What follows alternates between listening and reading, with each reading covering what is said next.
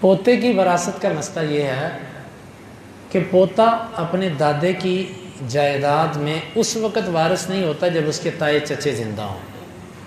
تائے چچے جب زندہ ہیں نا اس کے، تو وہ ان کے ہوتے ہوئے ذمہ دار نہیں بنتا، کیونکہ وراثت کا ایک اصول ہے جب قریبی رشتہ دار موجود ہو تو اس کی موجودگی میں دور والا رشتہ دار وارث نہیں بن سکتا۔ تو تائے چچے دادے کے قریب ہیں کیونکہ اس کے وہ سکے بیٹے ہیں، اور پوتا ان کی بنسبت ایک واسطے سے ہے، درمیان میں اس کا باپ کا واسطہ آتا ہے، پھر دادے سے جڑتا ہے۔ تو شریعت کا اصول ہے الاقرب فالاقرب، علم میراث کے اندر جو زیادہ قریبی ہے اس کو دیا جاتا ہے۔ پوتا قریبی نہیں ہے تائے چچے کی بنسبت، اس لیے پوتے کو ان کی موجودگی میں حصہ نہیں ملے گا۔ اگر یہ نہیں ہے پھر پوتے کو حصہ ملے گا، اور وہ حصہ کس طریقے سے ملے گا؟ وہ پھر اپنی پھوپھیوں کو دینے کے بعد عصبہ بن کے ان کے ساتھ آئے گا۔ تو یا دوسری صورت یہ ہوتی ہے کہ پھوپھیاں بھی نہ ہوں، پھر یہ اسی طرح وارث ہوتے ہیں کہ جس طرح ان کا بیٹا وارث ہونا تھا۔ تو ہمارے جو قانون کے اندر پوتے کو جبراً وارث بنایا جاتا ہے، یہ ٹھیک نہیں ہے۔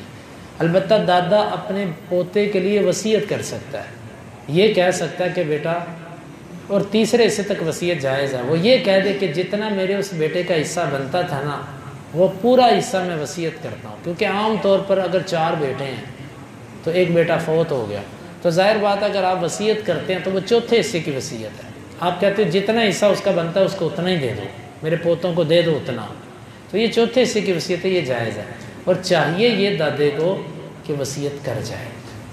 یہ عام طور پر لوگ کہتے ہیں جی شریعت نے پوتے کو کچھ نہیں دیا، پوتے کو کچھ نہیں۔ اللہ کے بندو، دادے کو اختیار دیا، دادا اپنا اختیار دادا خود صلہ رحمی کرتا نہیں اور شریعت کے کندھے پر گن رکھ کے چلاتا ہے اور کہتا ہے کہ جی شریعت نے کچھ نہیں دیا، شریعت نے تمہیں اختیار دیا، تم کر سکتے ہو وصیت۔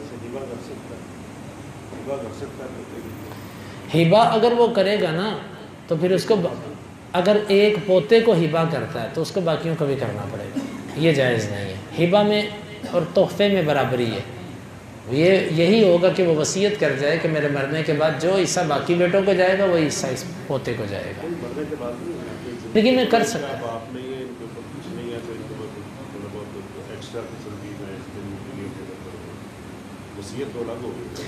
دیکھیں، ہاں ٹھیک ہے، یہ ایک سوال ہے کہ اپنی زندگی کے اندر دادا اپنے پوتوں کے ساتھ کچھ احسان کر سکتا ہے۔